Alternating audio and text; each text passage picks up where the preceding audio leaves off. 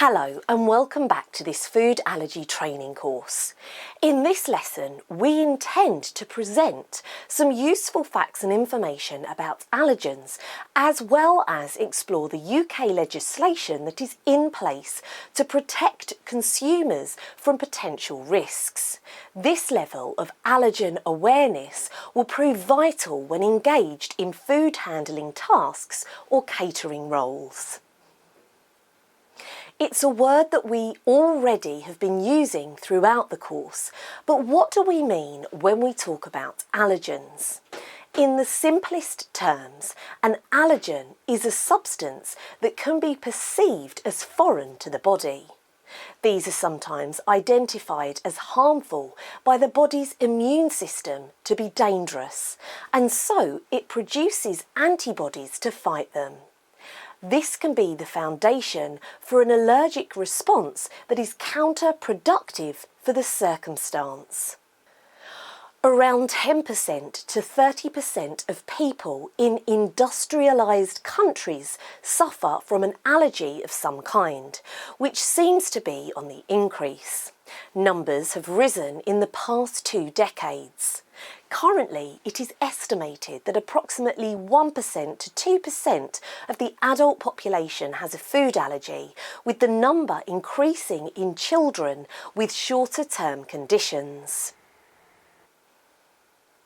The previous lessons explain that children are often more susceptible to extreme food allergies due to developing immune systems and may grow out of them by adulthood. Statistically, people overcome allergies all the time.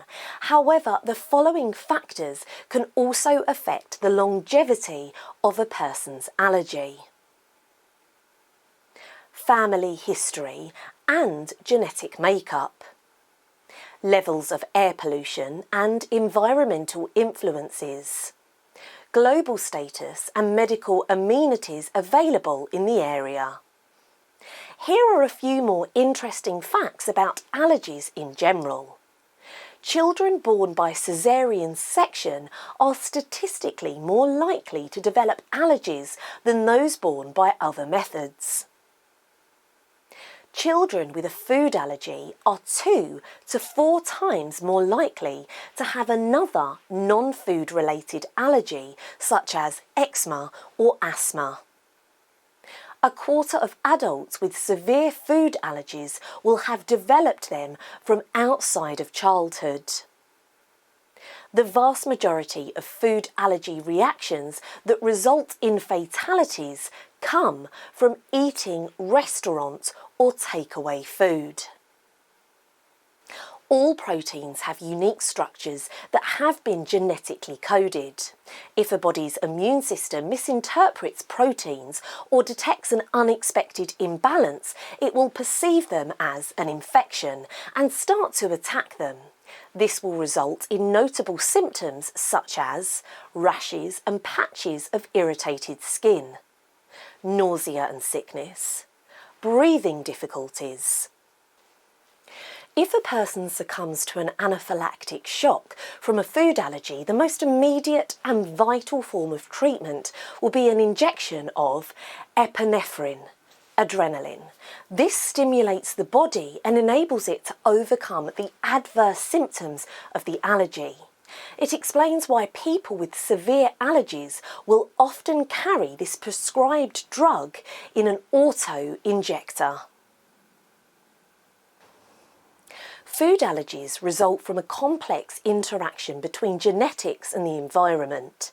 Their impact and lifespan can be potentially influenced by people using these various approaches: dieting during pregnancy, natural birth methods, breastfeeding, regular medication and antibiotic shots, early exposure of food types, encouraging exposure to minor infections, specialised diets to reduce the potential intake of allergens.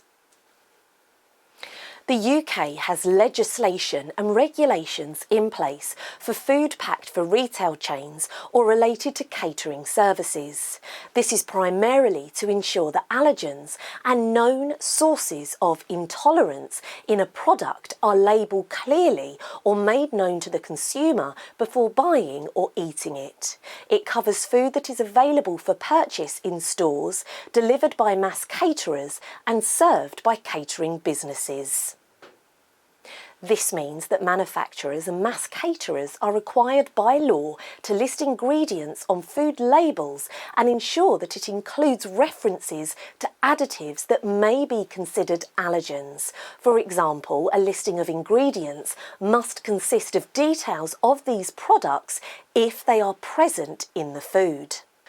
Aspartame, caffeine, sulfites, colourings such as Allura Red E129, raw milk, polyols, sweeteners, both natural and artificial.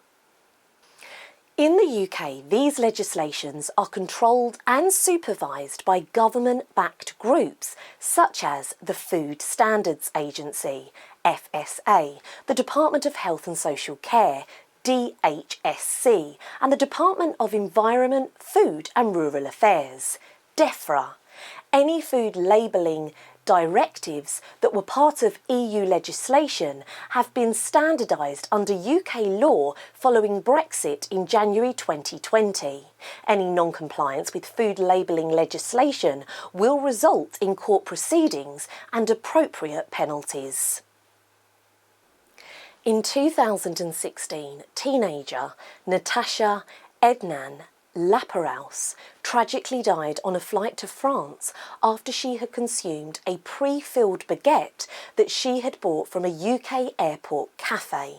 She suffered an anaphylactic shock after unknowingly ingesting sesame seeds to which she was extremely allergic. This unfortunate incident led to the introduction of Natasha's Law in October 2021 and important changes to UK food labelling regulations. Before Natasha's Law, UK legislation did not directly apply to pre-packaged food for direct sale on the premises known as PPDS products.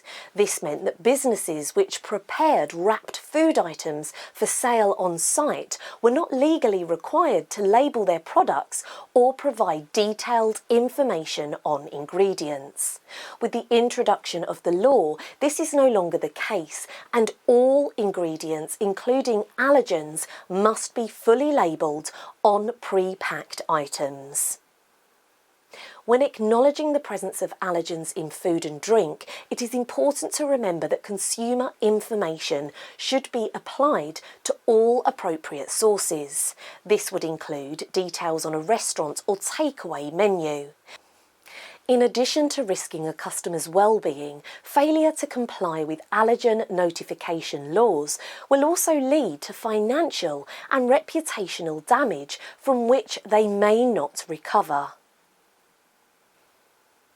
In the international catering market, it is generally accepted that around 14 major cooking ingredients should be recognised as allergens.